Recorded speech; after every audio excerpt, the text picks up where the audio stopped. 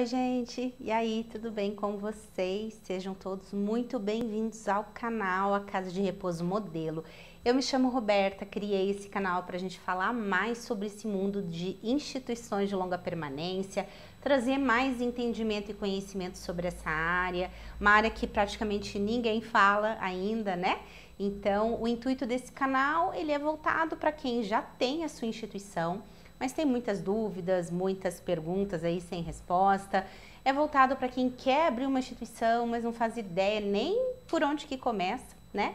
Ou para quem tem interesse nessa área, entender um pouco mais sobre como esse mundo funciona. Então, se você ainda não é inscrito nesse canal, você se inscreva, deixa aqui o seu comentário, a sua pergunta, né? Que eu sempre respondo todo mundo.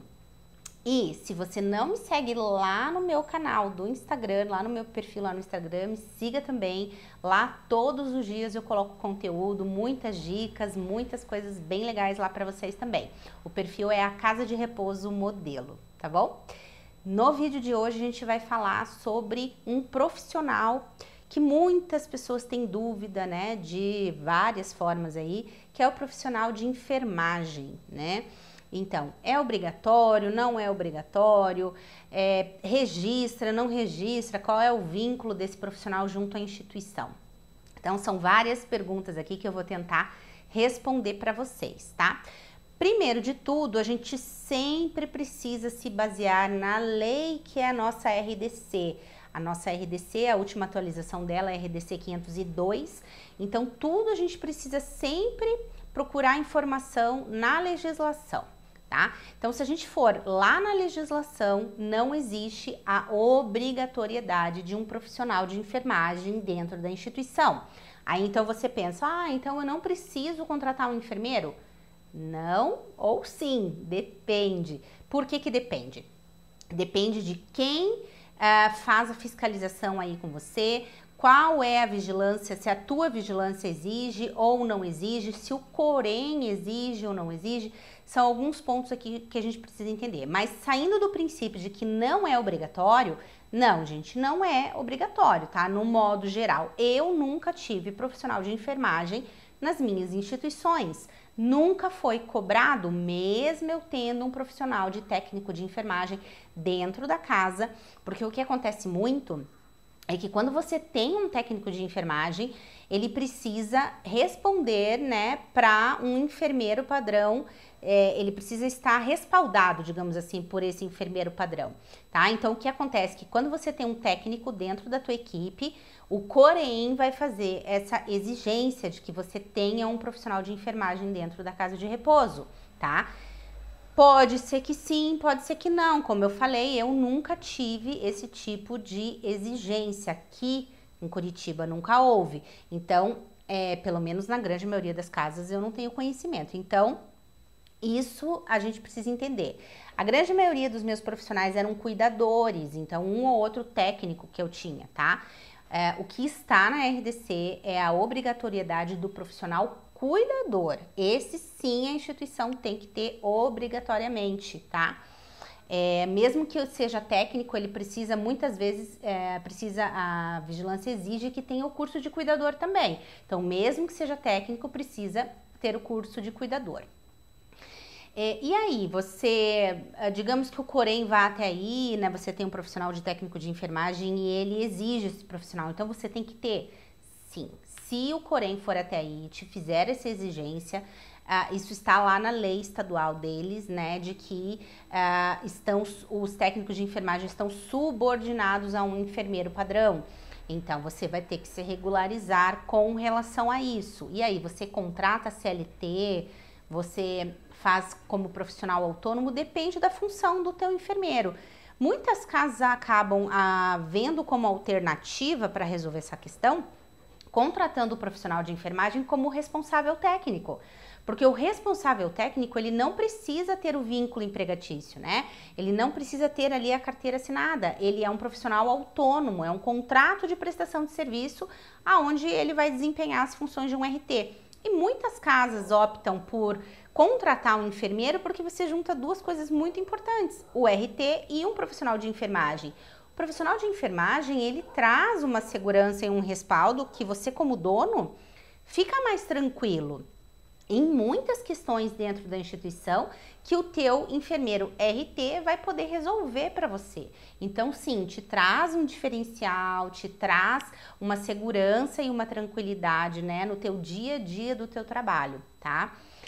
Ou, se você quiser que ele desempenhe outras funções dentro da empresa, né, você pode optar por fazer CLT também. Ou você pode contratar de forma PJ também, então esse profissional pode abrir um MEI, né, uma microempresa, e você contrata ele como pessoa jurídica para desempenhar, acaba ficando menos caro para as instituições essa forma de contratação, né? Então também existe essa possibilidade, tá?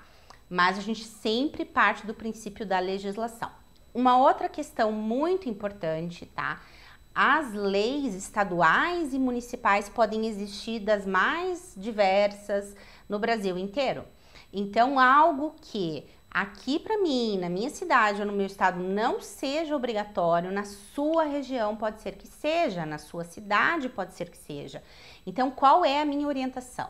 Quando você for exigido de algo, né, peça o embasamento na lei, né, do que, aonde que está sendo embasado essa cobrança, né, baseado em quê, em qual lei, em qual diretriz, às vezes, alguma coisa nesse sentido. Então, assim, busque essa informação, peça esse documento ou uma cópia do documento, para que você entenda baseado no que essa obrigatoriedade ou essa exigência está sendo feita para sua instituição. E aí, se realmente isso estiver embasado em algo, ou tenha sido Corém, eu não falo só do profissional de enfermagem aqui, tá, gente? Eu falo dessas exigências todas que às vezes fazem para as instituições, que a gente nunca sabe. Pode exigir, não pode exigir, está sendo abusivo, não está sendo. Então, sempre procure entender no que eles estão se baseando. Peça essa informação para a vigilância, né? Ou para o Corém. Estão se baseando em que para tais exigências, né? Para você se manter regularizado, para você fazer a coisa correta, mas que realmente seja correto, né? Não seja algo que esteja aí extrapolando no teu direito mesmo, ou numa exigência sendo extrapolada aí além do que poderia ser, tá? Mas assim, o profissional de enfermagem ele não é obrigatório, mas se você tiver um técnico de enfermagem, muito possivelmente o Corém vai vir e vai te exigir esse profissional, tá? Depende muito também do grau de dependência de idosos que você atende. Então, se você atende basicamente grau 1 e grau 2, só cuidadores dão conta, né? Não há necessidade de você montar uma super equipe, mas se você tem a intenção ou o teu padrão de atendimento é um atendimento mais voltado a idosos grau 3, né? Com maior comprometimento, com sonda, com traque, enfim, você muito provavelmente vai precisar de técnico e muitas vezes do profissional de enfermagem também. Caso contrário, você não atenda esse tipo Por exemplo, aqui surgiram algumas situações para mim de atender idosos com traqueostomia, que precisava aspirar e tal. Eu nunca quis, porque eu sabia que eu teria que ter daí um profissional de enfermagem. E aí, pra mim, pra minha realidade e tal, eu não achava que era interessante, entendeu? Porque, por exemplo, às vezes você pega um idoso numa condição assim, que te obriga a ter um enfermeiro padrão, que vai te subir demais a tua folha de pagamento, né? Os teus custos aí com relação à folha de pagamento, por causa de um único idoso, que não era um perfil geral que eu atendia, né? Então, para mim, não era interessante. Então, eu não recebia idosos assim, não era tanta procura assim também que eu tinha por idosos com perfil assim, mas quando acontecia, eu dizia que eu não atendia idosos com tal comprometimento, né? Porque eu ia ter que contratar um profissional de enfermagem, então para mim ia ficar muito fora, assim, não valia realmente a pena. Agora, se eu quisesse mudar a minha forma de atendimento, focar mais nesse tipo de público, aí, claro, tem que cobrar mais, porque você sabe que a tua folha de pagamento vai subir muito por conta de um profissional assim que é mais caro, principalmente se tiver o vínculo empregatício, né? Se for ali CLT junto à tua instituição. Eu espero que eu tenha respondido aqui, esclarecido, né? Quem tem essa dúvida, tá certo? Se você não é inscrito nesse canal, você se inscreva, deixa aqui seu comentário, sua pergunta e a gente se vê no próximo vídeo. Até!